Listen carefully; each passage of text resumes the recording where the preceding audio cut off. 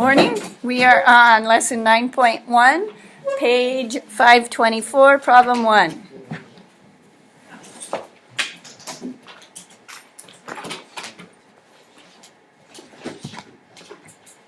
All right.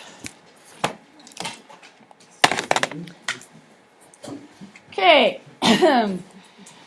Tables show music, anyone? Tables shows the percent of recorded music sales that came from music stores for the years 1998 through 2004. This is a pretty recent curriculum, but these are the data they have. Where do you guys buy your music? iTunes. iTunes. How many of you go to music stores? Like where they sell like vinyls and stuff? Vinyls, CDs, okay, here and there, a couple people go to the store, you like to browse, you like to hold it, okay, so it's a little bit dated, this information, but it'll give us something to start from.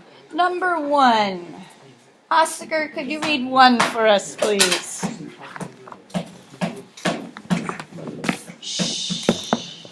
We're on page 524 if you're not there. Oh, you said popcorn or bread? Represent the data as ordered pairs with percent of total sales that came from music stores as a function of time. Let X represent the number of years since 1998. All right, so we're looking at two things that go together, year and music. Now, one thing that's helpful, first of all, they told us this is X. What is this percent of total sales you bet going to be? Want to make a guess? This is X, that's Y. We're going to do ordered pairs.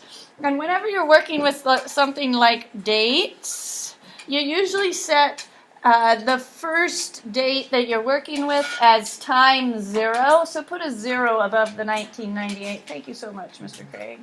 Thank you.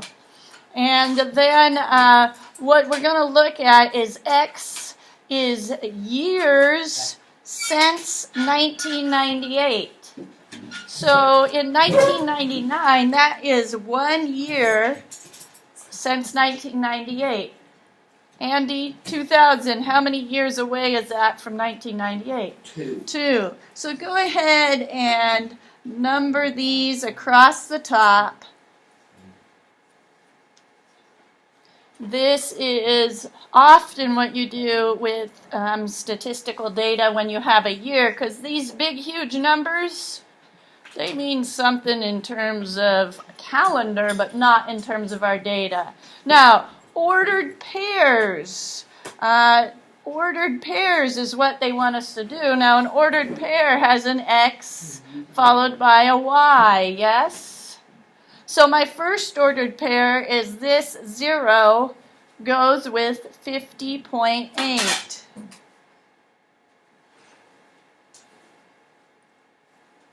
What's my second ordered pair going to be? 144.5.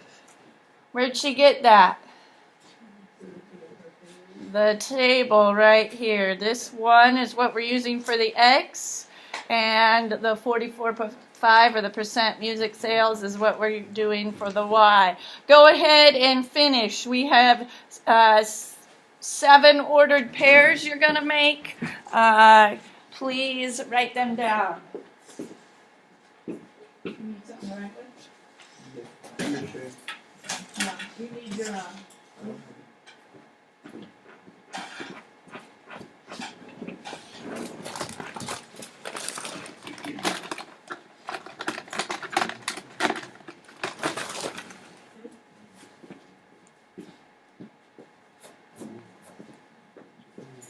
good.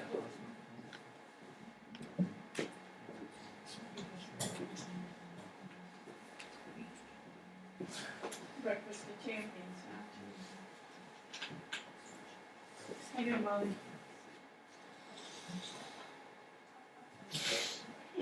Bless you.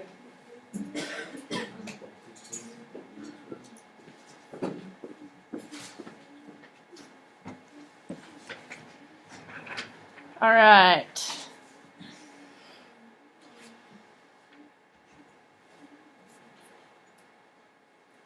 What do you notice is happening here? It's getting smaller. Why is that?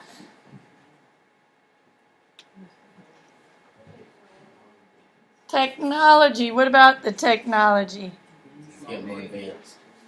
What does that mean in terms of music sales? Going down. Going down. All right. So we have our ordered pairs. Number 2.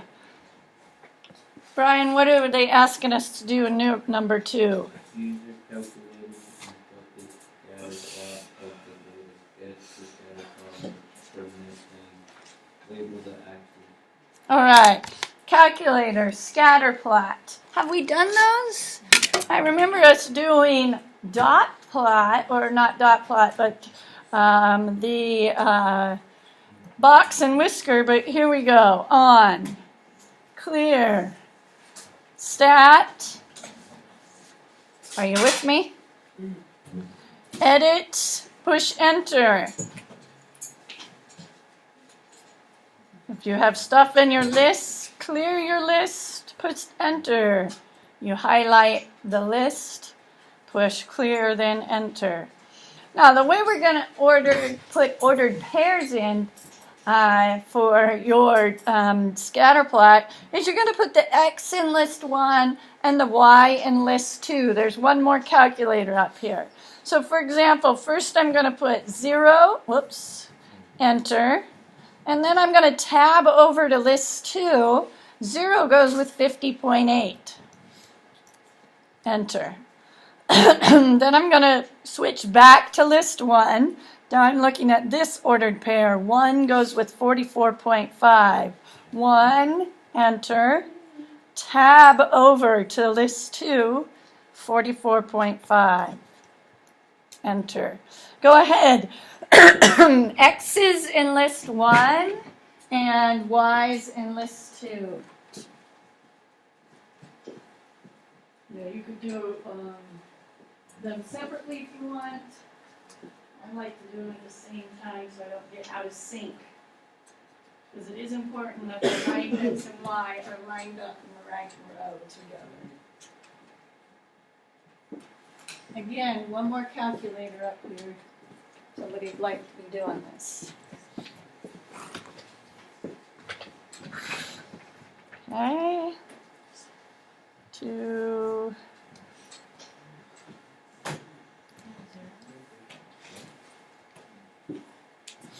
See.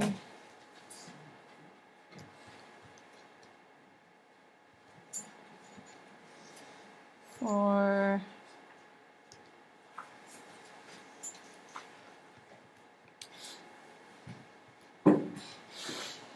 5.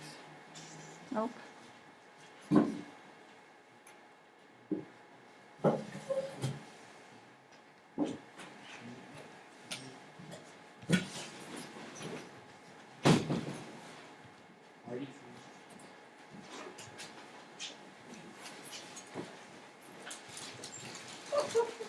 Okay. What room are you in? Okay. So we have 2 lists. They should be the same length for this to work. If they're not the same length, you need to double check. Oh, I missed 0. Did I? Or did I just not see it? Oh, there it is. Good. Okay, they should have 7 things in each list. All right. Now, scatter plot. We're going to go second, stat plot.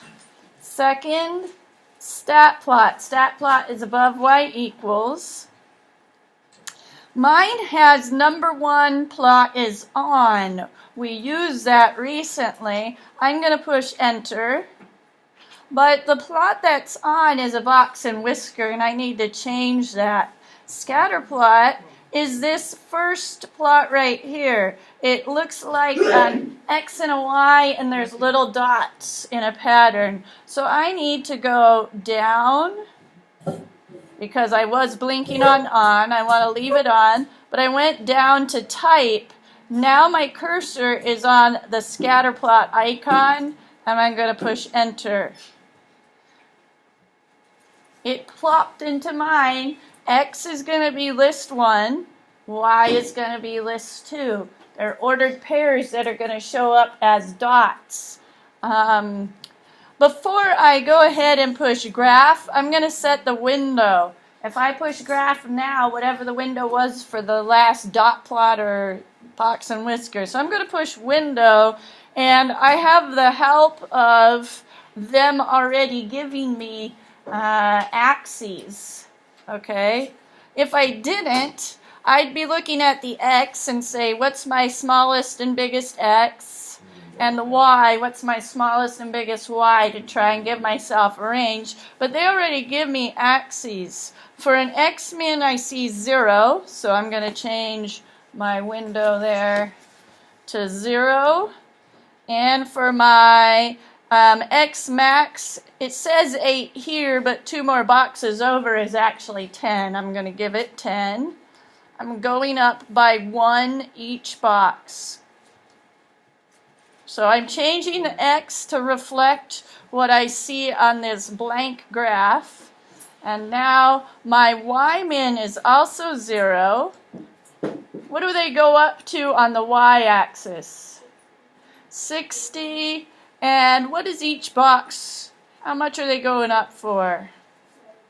5. So they actually go 1 box past 60. So let's do a Y max of 65 and a scale of 5. That's the pattern they're already showing me.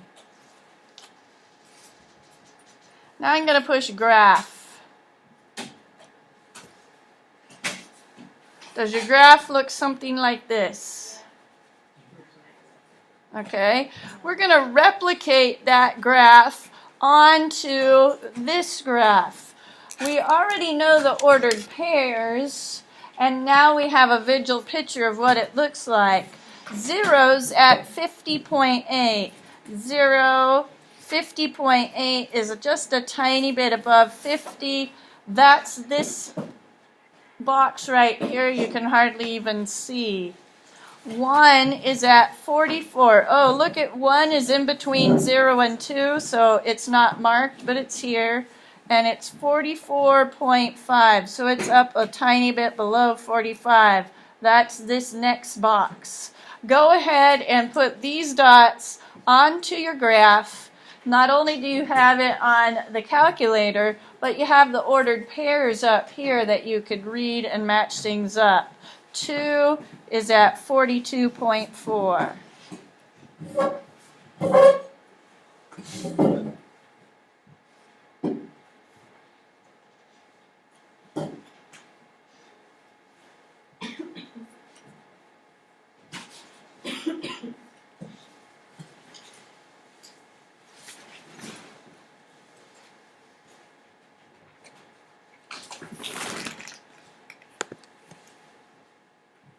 Are you with me to there?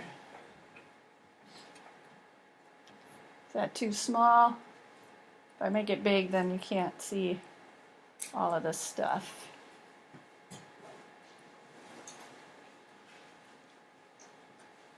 We do need to label the axes. What was along the x-axis? Year since 1998. So 0 years, 1 year, 2 years, 3 years later after 1998. And then what is along the y-axis? Percent of total sales at music stores. Percent of total sales from music stores.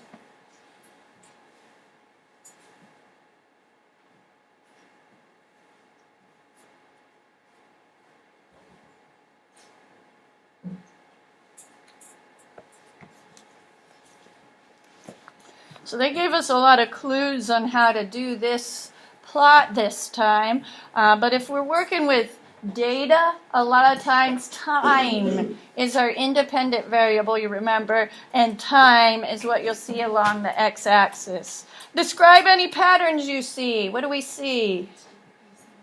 It's decreasing.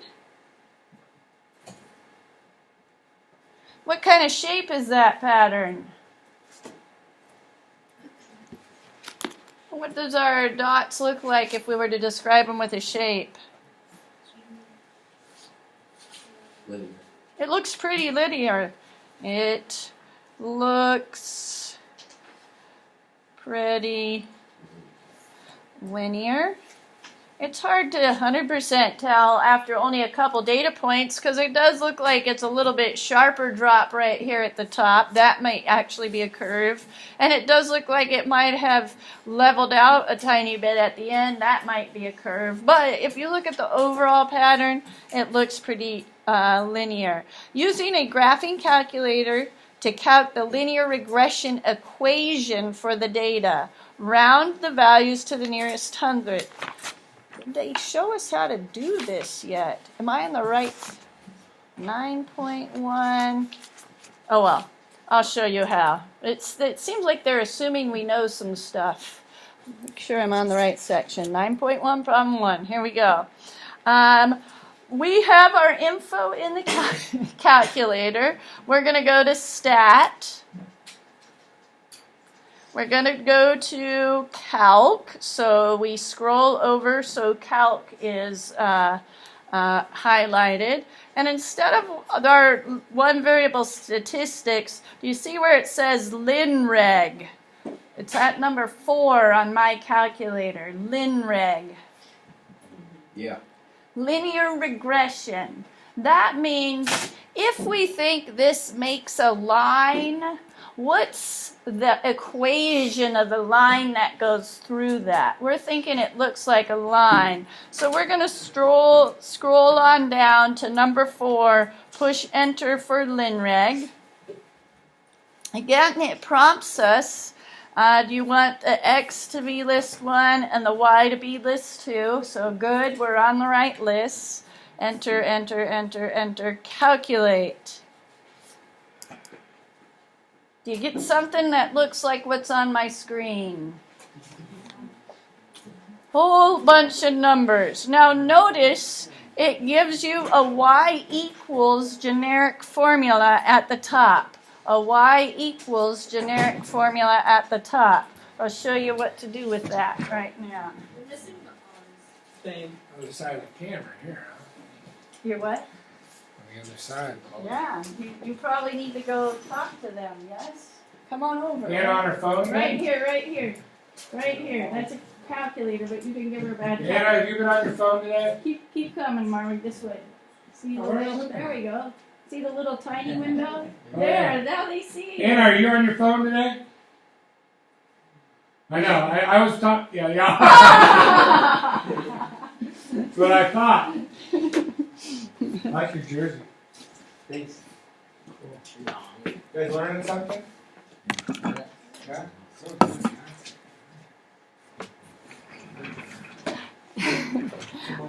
All right. Did you get something different, Isabella? I'm missing the R squared and the R. Okay. I'm missing R too. We'll talk about how to get that. There's something we got to turn on, and I believe it's in catalog, but I'll check with Miss Morel. We don't need the R, I don't think, today. I think the top stuff, yeah, that's correlation. We'll figure that out. Maybe I'll make a note. R's missing in calculator.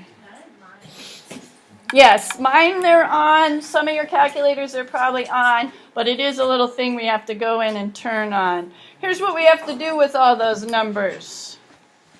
Okay?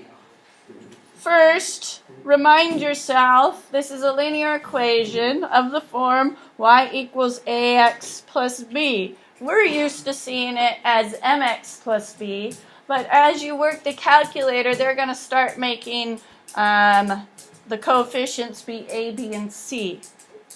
What you're going to do with that now is for this line, you're going to replace the A with what they tell you for A.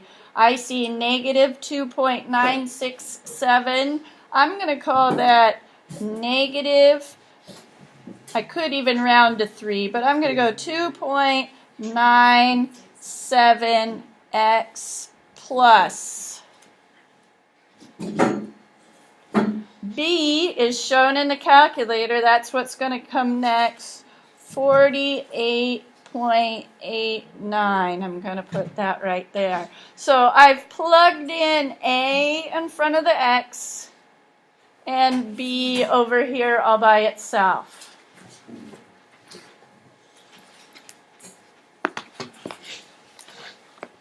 Do those numbers match what you saw on your calculators for A and B? If all of our lists say the same thing, the A and B should be different. I mean the same. Okay? Notice this negative. What do we know about a negative slope or negative coefficient in front of the X? What does that do to the line? Decreasing, so that makes sense. A line going down has a negative slope or a negative number right in front of the X. Okay, interpret the equation of the line in terms of the problem situation. Okay, for every year,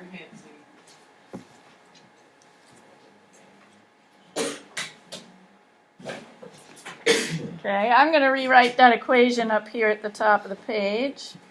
Negative 2.97 x plus 48.89. For every year, the years, remember, were the x-axis.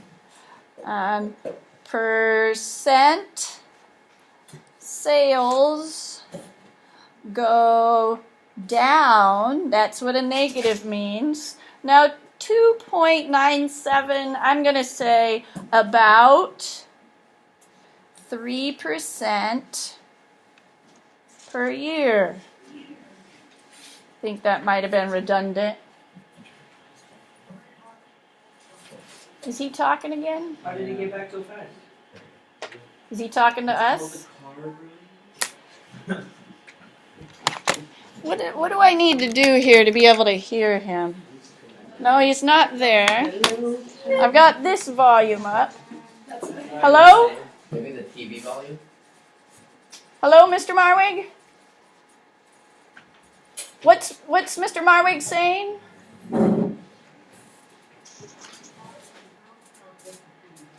Oh, boxes of Girl Scout cookies. At least 6. How much are they this year? $4 or $5? Okay, I still say 5 to 6. You're saying 5? I like 5 too. 5 is good. It's that time of year, huh? Okay. Oh, we got to start this guy over again.